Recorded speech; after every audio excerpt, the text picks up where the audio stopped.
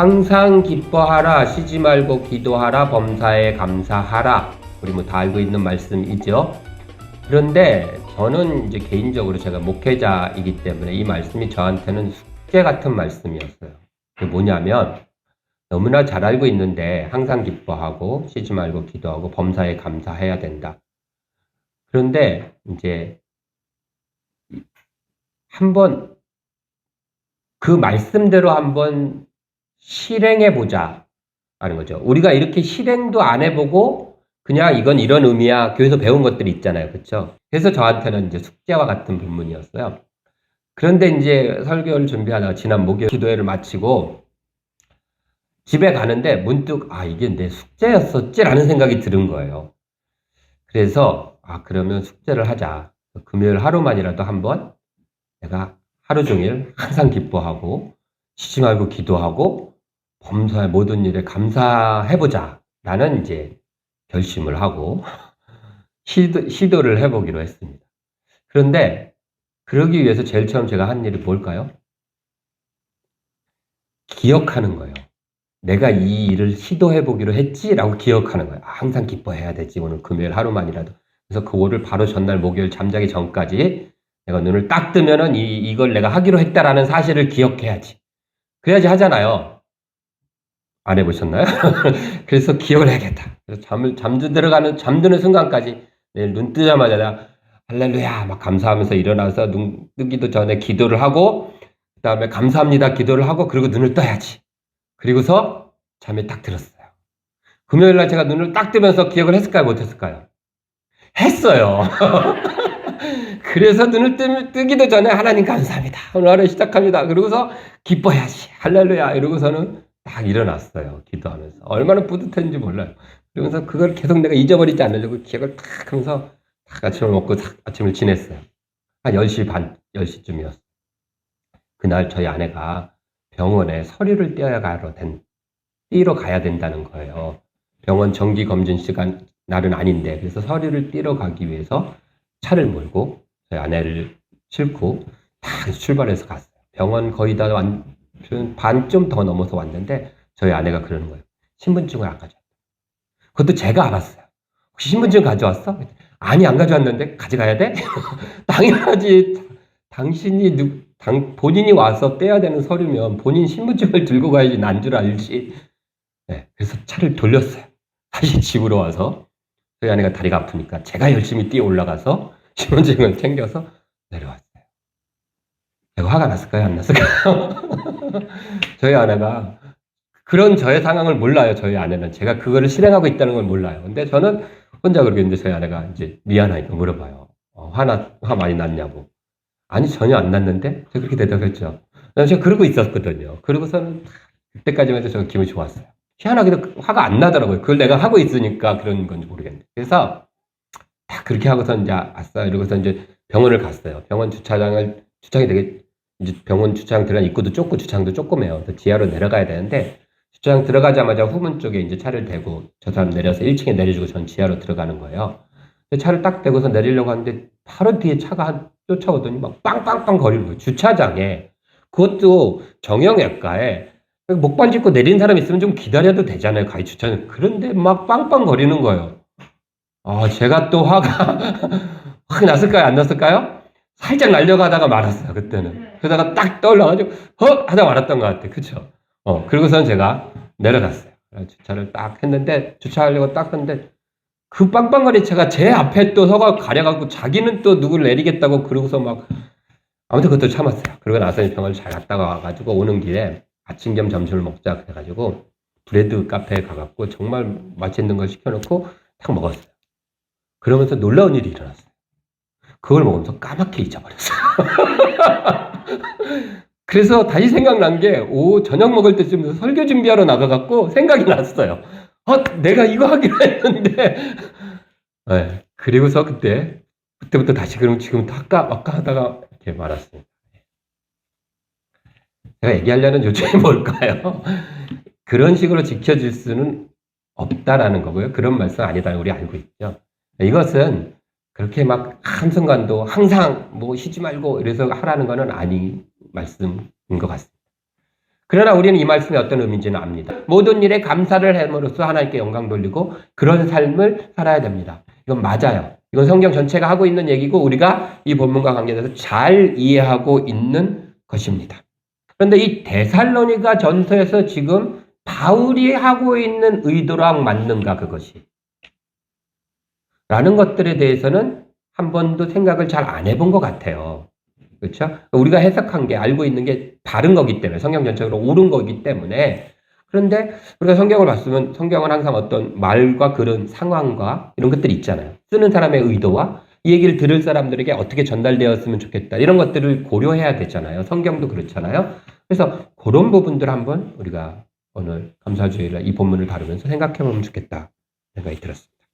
자, 데살로니가 교회 사도행전 17장부터 나오는 거기 보면 어떤 상황이냐면 사도 바울이 2차 선교 여행을 갔어요. 그때 하나님께서 사도 바울을 1차로 갔던 데를 이렇게 돌아보려고 했는데 하나님께서 방향을 틀어서 마케도냐 지역으로 사도 바울을 일행을 보내요. 그리고 이 마케도냐 지역이 지금으로 말하면 유럽을 들어간 거예요. 유럽의 복음화가 처음 시작된 거예요. 그래서 들어가서 첫 유럽의 복음화를 시작된 도시가 어디예요? 빌립보. 바울과 실라가 감옥에서 막 기도하고 찬양하고 막 이러면서 간수들도 복음화되고 이런 일들이 있죠. 그래서 빌립보에서 복음화가 잘 됐어요. 그리고 나서 그 빌립보를 떠나서 간 곳이 바로 이 데살로니가예요. 근데 데살로니가는 빌립보보다 더 큰 도시예요. 이 데살로니가 굉장히 유명한 도시고요. 이 유럽의 관문이다라고 할 정도로 아주 크고 화려하고 잘 발달된 도시였어요. 그래서 빌립보에는 유대인들 숫자가 10명이 안 돼서 회당을 만들지 못했잖아요. 그래서 회당이 없어서 바울이 강가에 가고 복음을 전했단 말이에요. 그런데 이 데살로니가에는 회당이 있었어요. 그만큼 더 크고 유명한 도시다라는 얘기죠. 거기에 가서 바울이 복음을 전하는 거예요. 이때 바울과 함께 했던 사람이 누구냐면요. 바울과 실라와 디모데와 누가였어요. 그래서 4명의 선교사가 데살로니가라는 유럽의 아주 관문과 문과 같은 도시에 가서 복음을 전했는데 얼마 동안 전했냐면 3주 동안 전했어요. 짧죠? 3주 회당에서 전했는데 그랬는데도 불구하고 결막 열매가 있었어요. 헬라인들 몇 명하고 귀부인들이 예수를 믿게 됐어요. 그래서 이제 여기서도 이 큰 도시에서도 뭔가 되겠구나 라고 있는데 유대인들이 깡패를 사갖고 바울과 실라 이 4명의 선교사를 핍박했어요. 죽이려고 했어요. 도망을 쳐요. 도망을 쳐서 간 곳이 베레아라는 곳에 갔어요. 그래서 베레아에서 잘 복음을 전했는데 그쪽까지 쫓아와요. 이 데살로니가에 있는 유대인과 깡패들이. 그래가지고 베레아에 있는 바울과 실라도 또 죽이려고 하는 거예요. 또 도망을 쳐서 아덴을 갔어요. 아테네죠. 아덴을 갔어요. 아덴에 가갖고 이제 거기서 정착해 있다가 바울이 걱정이 되는 거예요. 빌립보도 걱정이 되고 교회가 잘 쓰는가. 특히 어디가 걱정됐겠어요? 데살로니가 3주밖에 안 전했는데 막 이제 결말이 보이려고 하는데 쫓겨났잖아요. 그것도 모습이. 그러니까 이게 잘 하는지 안 하는지 걱정이 되잖아요. 그래서 빌립보에다가는 신라를 보내요. 아덴에서. 그 다음에 데살로니가에는 디모데를 보내요. 가서 사장이 어떤지 소식 좀 잘 들어보고 와라. 이렇게 얘기했어요. 그래서 이제 바울이 아덴에서 기다리고 있어요. 근데 이제 고대는 이제 오래 걸리잖아요. 왔다 갔다. 기다리다가 그 다음에 아덴에서 기다리다가 바울이 어디로 옮기냐면 고린도로 옮겨요. 고린도에서 계속 기다리는 거예요. 거기 사역을 하면서 기다리고 있었어요. 그때 마침내 디모데로부터 소식이 왔어요. 디모데가 왔어. 소식이 온 게 소식을 들고 데살로니가 교회가 어떤지 두고 왔어. 어떻게 됐어? 물어보니까 디모데가 하는 얘기가 정말 거기서 그 몇 명의 그 교인들이 뭉쳐갖고 복음이 교회가 딱 잘 뿌리내리고 있습니다. 너무 좋은 소식입니다. 이렇게 얘기를 해온 거예요. 그러니까 너무 좋았어요. 그래서 바울이 데살로니가 전서 우리 1장 하나 넘겨보세요.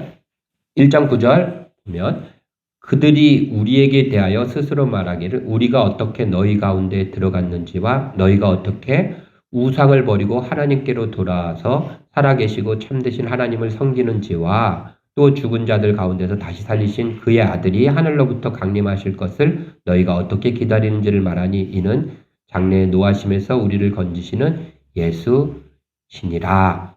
그들이 어떻게 우상을 버리고 헬라인이었고 귀부인이었으니까 우상을 버리고 예수를 믿은 것들 그런 것들에 대한 얘기를 디모데로부터 들었어요. 너무 좋았어요. 그런데 3주밖에 안 했기 때문에 문제들이 있었어요. 교회 안에. 신앙이 지금 우리보다도 믿음의 그게 얇은 거예요. 성경적 지식도 얇고. 그러니까 그들의 문제가 몇 개 있었는데 디모데가 보고하는데 그게 이제 데살로니가에 그 문제에 대한 답을 주는 거예요. 몇 개 있는데 하나는 뭐냐면 음행이 있었어요. 근데 이거는 이런 거예요. 그 사람들이 막 음란해서라기보다는 처음 믿게 된 사람들이 누구라 그랬어요? 헬라인과 귀부인이에요. 그럼 이 사람들이 복음을 전도를 하면 누구를 전도할까요? 헬라인과 귀부인들을 전도하는 거예요. 그렇겠죠? 자기들 모임에서 복음을 전할 거예요. 그러니까 지도자들, 그 당시에 로마의 지도자들 그룹들, 그러니까 상류층 그룹들이 복음으로 한 명, 두 명 들어왔어요. 이 사람들이 갖고 있던 생각은 자기들이 갖고 있는 로마 문화를 갖고 있는 거예요. 그곳에서는 뭐 아내에 대해서도 막 함부로 대하고 성에 대해서도 굉장히 자유로운 그런 거예요. 그런 문화예요. 그걸 누리는 게 자기의 축복이다라고 생각했던 사람들이 어설프게 교회에 들어오다 보니까 그대로 그 일들을 하면서 교회 안에 문제가 발생된 거예요. 그래서 데살로니가에 보면 너의 아내를 존중히 여겨라 이런 얘기들이 나와요. 4장에 보면 음행에 대한 얘기를 하면서 그런 얘기들에 대해서 알려주는 거예요. 그거는 어쩔 수 없어요. 3주밖에 안 했으니까. 그 3주 동안에 바울이 무슨 설교를 했냐면 주로 이런 내용을 설교했어요. 구약을 분석을 해갖고 바울이 구약에 보면 하나님이 주신 성경, 우리가 믿고 있는 성경 구약을 보면 메시아는 죽었다 살아나야 된다라고 구약은 얘기하고 있다. 바울의 논리예요. 그런데 죽었다 살아난 바로 그 사람이 예수님이다. 예수님 죽었다 살아났습니다. 그래서 예수님이 메시아다라고 얘기하는 거예요. 회당에서 유대인들과 이방인들을 대상으로. 그런 다음에 이 예수님은 살아나셨는데 다시 오실 것이다. 그래서 우리를 구원하시고 우리를 하나님의 나라로 인도하실 것이다. 라고까지만 전하고 도망쳐 온 거예요. 그러니까 거기에 대한 세부적인 거를 몰라요. 그런데 데살로니가 교회 성도들이 그 얘기를 듣고 나서 이제 우리가 예수를 믿으면 우리가 지금까지 믿었던 헬라의 신이 아니라 예수라는 신을 믿으면 그 예수라는 신이 죽었다 살아나서 하늘에 있는데 다시 우리한테 와갖고 우리를 하나님의 나라로 끌고 가고 구원의 나라로 천국으로 데리고 가실 것이다 라고만 믿고 있었어요. 그런데 자기의 친구, 자기의 부모들이 한 명씩 두 명씩 죽기 시작하는 거예요. 핍박에서도 죽고 나이 들어서도 죽고. 그랬더니 이 사람들이 당황스러운 거예요. 그러면 저 죽은 우리 엄마는, 우리 아빠는, 내 친구는 예수 믿다가 예수님이 아직 안 와서 죽었는데 그럼 예수님 언제 오시는 거지? 그리고 이 죽은 사람들은 어떻게 되지? 라는 것들에 대한 고민들과 혼란이 있었던 거예요. 거기에 대한 답을 데살로니가에서 써주는 거예요. 그래서 데살로니가에 우리 5장도 보면 2절에 무슨 얘기 나와요? 그날이 도적같이 이룰 줄을 너희가 모르느냐. 그러니까 그 날에 대해서 막 언제 와요? 막 이렇게 얘기하니까 그날은 도적같이 온다. 늘 깨어 있어야 되는 거다. 이런 얘기 해주시는 거예요. 그리고 4장에도 보면 무슨 얘기를 하고 있냐면 우리가 알고 있는 휴거에 대한 이야기가 바로 데살로니가 전서에 나옵니다. 4장 13절에 보면 형제들아 자는 자들에 관하여는 너희가 알지 못함을 우리가 원하지 아니하노니 이는 소망 없는 다른 이와 같이 슬퍼하지 않게 하렴. 자는 자들에 관하여 이런 얘기들 하잖아요. 그래서 사별을 당한 슬픔에 있는 사람들. 뒤에 16절 보면 주께서 4장 16절에 호령과 천사장의 소리와 하나님의 나팔 소리로 친히 하늘로부터 강림하시리니 그리스도 안에 죽은 자들이 먼저 일어나고 그 위에도 강림하실 때 우리가 살아서 하나님께 나가고 이게 휴거라는 그거를 의미하잖아요. 그래서 그런 이야기들을 왜 하게 되었다고요? 그런 상황들이 벌어진 거예요. 데살로니가 교회. 그것 때문에 고민이 있고 그것 때문에 막 힘들어하는 거예요. 사람이 우리는 그냥 자연스럽게 기독교 문화 속에 있으니까 우리의 가까운 사람이 돌아가시든지 해도 하나님 나라에 가셨겠지라는 슬프긴 하지만 그렇게 우리가 이해가 되잖아요. 근데 이 당시에는 그런 게 없는 상태의 사람들이 어떻게 보면 신앙의 믿음의 초보자들이잖아요. 데살로니가. 그런데 그런 일을 당했을 때 이들은 초대교회 마찬가지지만 예수님께서 직접 오셔서 그 예수님이 다시 오시는 것을 볼 사람이 있을 것이다 라고 믿었어요. 왜냐하면 예수님이 그랬거든요. 이곳에 있는 자 중에 나를 볼 자가 있을 것이다 라고 말씀하셨기 때문에 정말로 예수님이 오시는 날을 꼬박 내일 오실까? 모레 오실까? 이렇게 현실적으로 기다렸던 거예요. 그랬는데 죽어나가니까 그럼 얘는 어떡하지? 우리 부모는 어떡하지? 이런 생각을 당연히 할 수밖에 없죠. 그리고 그 슬픔이 아픔이 있었어요. 힘들어하고 괴로워하고.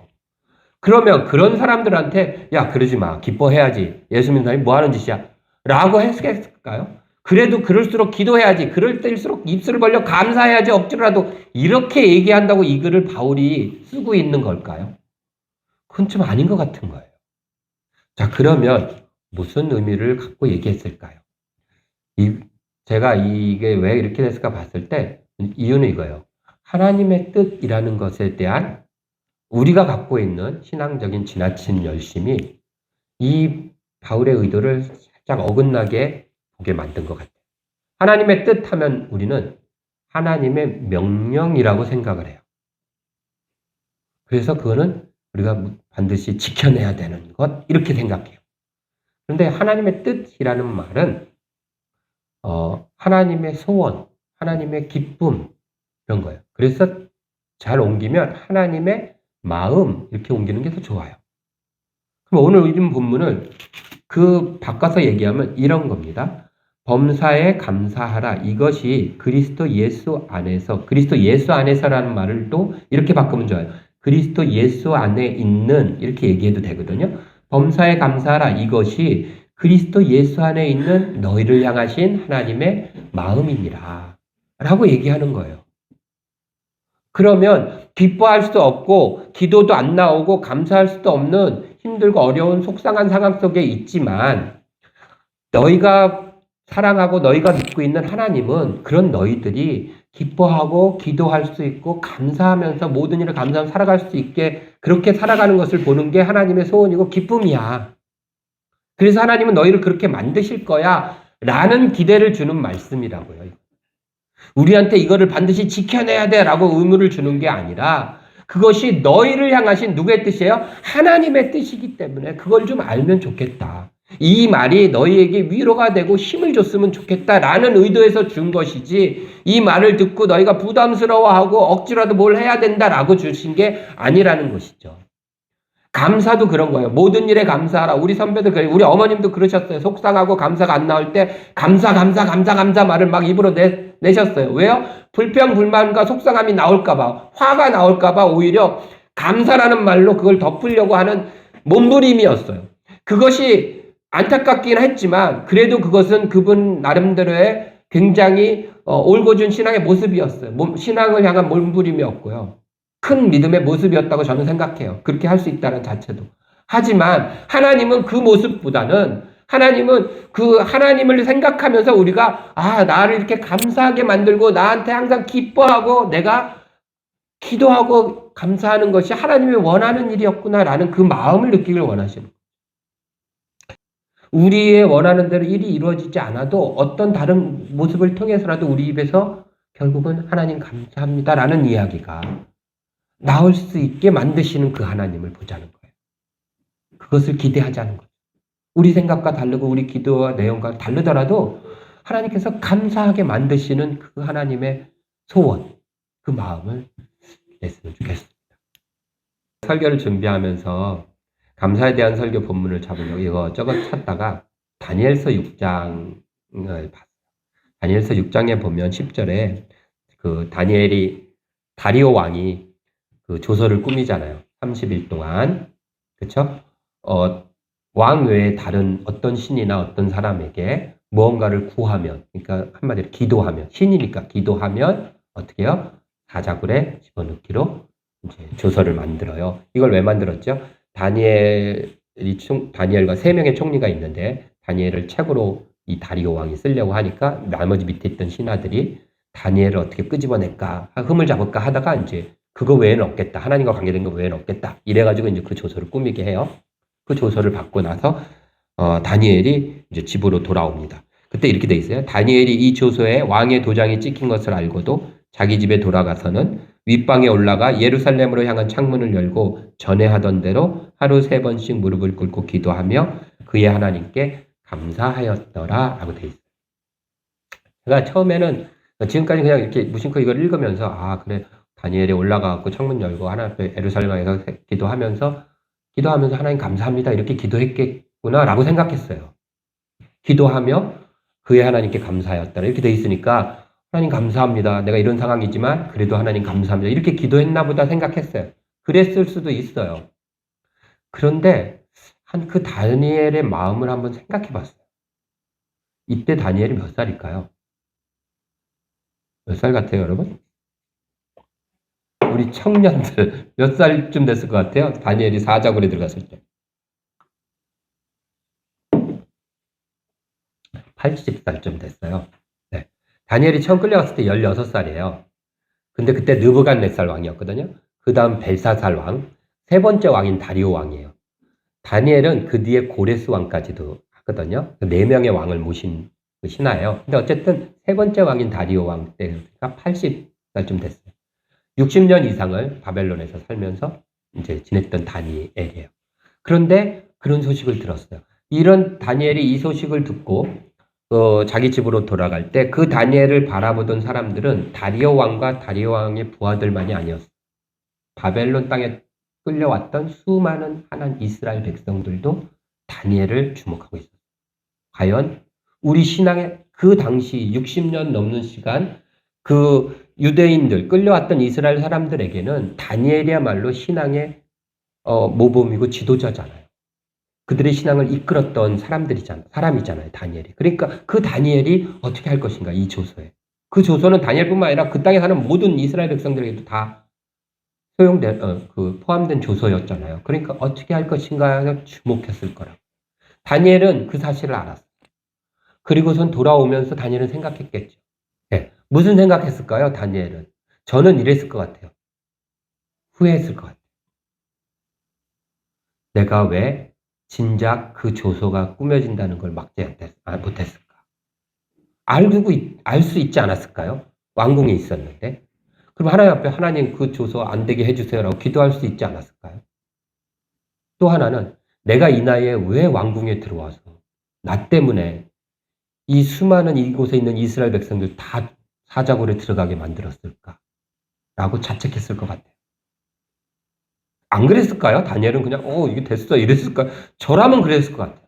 왜냐하면 제가 그래도 목회자이기 때문에 어떤 그 책임지는 리더하는 위치에 있으니까 더 그게 느껴지는 거예요. 그러면서 그런 자신의 후회와 자책과 뭐 이런 것들 그럼에도 불구하고 사자굴에 들어가야 돼. 하나님이 그 전까지는 사자굴에서 지켜준 적이 한 번도 없어요, 성경에. 그런데 사자굴에 들어가야 되는 거잖아요. 안 무서웠을까요? 나 다니엘이야, 까딱없어 이랬을까요? 절대 그러지 않았을 것 같아요.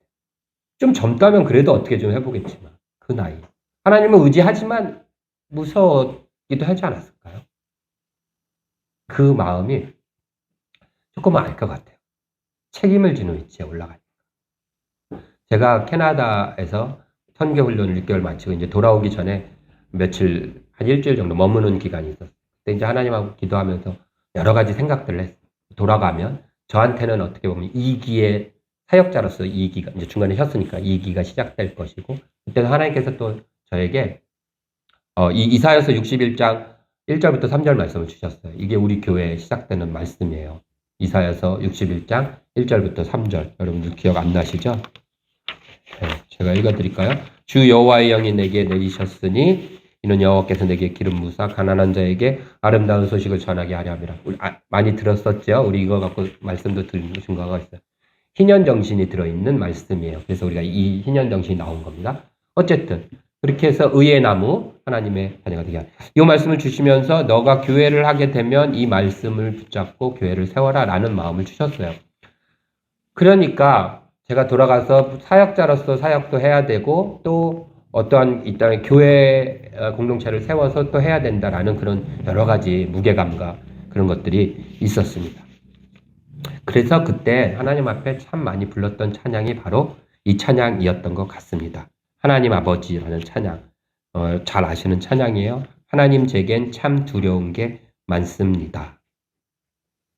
정말로 두려운 게 참 많았던 것 같아요.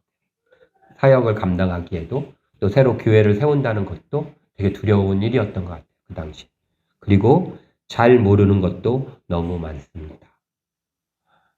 부끄러운 일은 헤아릴 수도 없고 지치고 힘들 때도 그때도 의연한 척 해야 할 때도 있습니다. 가장 이 마음에 왔던 것이 바로 이 의연한 척 해야 할 때도 있다라는 이 가사였어요. 목회자가 되니까 더 이런 상황들이 많이 생기는 것 같아요. 그래서 정말 나도 힘들고 나도 당황스럽고 그렇지만 그래도 신앙 있는 척, 목회자인 척, 그래도 믿음이 좀 있는 사람인 척 보여줘야 되는 거죠. 그럴 때가 많이 있는 거예요. 여러분들은 안 그러시나요? 교회에서.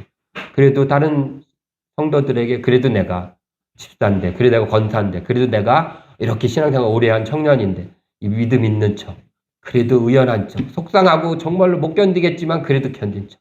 그래서 정말 그게 척이 안 될 때는 아예 안 나오고 피해버리고 싶어. 그래서 내가 막 당황하고 불안해하고 어쩔 줄 몰라 하는 모습을 안 보여주면 안 보여주지, 그들에게 그런 모습 내가 그렇게 그들 앞에서 당황하고 이러지 않았으면 좋겠다. 두려워하지 않았으면 좋겠다. 그 모습이 안 보여줬으면. 그래서 의연한 척 잘 했으면 좋겠다. 하는 거죠. 그런 경우 있잖아요. 특히 목회자, 사역자들은 더 그런 것 같아요. 당황하지 않은 척, 신앙 있는 척, 믿음 있는 척 해야 돼요. 그래서 더 이 차장의 가사가 마음에 더 왔던 것 같아요. 그런데 그 뒤에 이어지는 게 그러나 하나님 하나님을 아버지라 부를 수 있어서 난 참 좋습니다. 라는 거예요. 내가 그러는 척하고 있는 것을 성도들한테는 안 들켜도 하나님을 아시잖아요. 나의 믿음이 얼마 정도고, 내가 얼마나 두려워하고 모르는 게 많고, 몰라도 아는 척 해야 되잖아요. 성경을 몰라도 그래도 목회자나 사역자면 무조건 아는 척하고 들어가야 돼서 어쩔 때는 지금은 좀 덜한데, 예전에는요, 전도사나 이런 거 할 때는 갑자기 애들이 뭐 성경적인 질문을 탁 던지는 게 무서웠어요. 그래서 내가 대답을 못하면 어떡하지? 다행히 내가 아는 거 질문해갖고 보란듯이 대답을 하면 너무 좋은데 못했을 때 어떡하지라는 생각 들잖아요. 안 드셨죠, 여러분? 저는 들었다고요. 그리고 그게 안 들켰으면 좋겠어요. 제가 다니엘은 어땠을까요? 자기가 지금까지 80평생을 잘 살아왔고 자기를 바라보던 많은 사람들이 야, 믿음의 사람은 저래야 돼 라는 걸 갖고 있는 사람이에요. 근데 자기 잘못 때문에 이런 일이 벌어졌어요. 그리고 자기는 사자굴에 들어가서 죽을 수도 있어요. 그럼에도 불구하고 하나님 내가 끝까지 당당하게 두려워하지 않는 모습으로 보여줬으면 좋겠습니다. 라는 마음이 있지 않았을까요? 저라면 있었을 것 같아요. 두렵지만 그래도 전 지금도 그래요. 제가 하나님 앞에 가는 날까지 그래도 제가 이 척하는 거 안 들켰으면 좋겠습니다. 라는 생각이 있어요. 하나님 나 이거 안 들키게 해주세요. 뭐 나쁜 짓 해서 안 들키게 아니라 내가 의연한 척 잘 할 수 있게, 의연하게 대처할 수 있게, 대처가 안 되면 척이라도 잘하게 해주세요. 다니엘도 그 마음이 있지 않았을까요? 내가 지금 집에 돌아가서 평상시에 하던 대로 내가 할 수 있게 해주세요. 내가 지금 돌아가서 평상시에 하는 거랑 다르게 했을 때 나를 바라보고 있던 수많은 믿음의 그 이스라엘 사람들이 실망하고 좌절하고 힘들어하지 않도록 내가 의연하게 그들 앞에 믿음의 반듯한 모습 보일 수 있게, 그래서 전에 하던 대로 흔들림 없이 꿋꿋하게 기도하고 해나갈 수 있게 하나님 나 그렇게 해주세요. 그랬을 것 같아요. 그래서 뭐라 그래요? 다니엘이 가서 창문을 열고 기도하며 그 다음에 쉼표가 한 몇 개 있을 것 같아요. 기도하며 그리고 나서 그의 하나님께 감사해요. 내가 이렇게 기도하고 이렇게 의연하게 하게 주신 하나님 감사합니다. 나는 우리의 감사가 처음 시작하면서 말했듯이 어떤 상황에서든 어떤 모습으로든 감사하는 건 필요하고 좋은 일입니다. 더불어서 우리가 나의 상황 속에서 내 기대랑 다르더라도 어떻게든 내가 감사하며 살아가는 것이 하나님의 기쁨이고 하나님의 소원이라는 그 하나님의 마음을 우리가 한 번 더 새아리면서 그 하나님을 떠올리면서 감사하고 또 나를 의연하게 나보다 더 나를 안으셔서 의연하게 신앙인의 모습으로 또 당당히 감사하며 살아가는 사람의 모습으로 만드실 그 하나님을 믿으며 그 하나님이 나의 하나님이라는 사실이 너무 좋은 거죠. 나를 바라보면서 감사하는지 안 하는지 쳐다보는 하나님이 아니라 나를 그 감사함으로 내가 못하고 두려워서 나는 그런 척하고 있지만 하나님께서 그런 척이 아니라 정말 그렇게 되도록 만들어주실 그분이 나의 하나님이라는 이 사실만으로도 우리가 오늘은 감사하며 이 추수감사 예배를 드렸으면 좋겠습니다.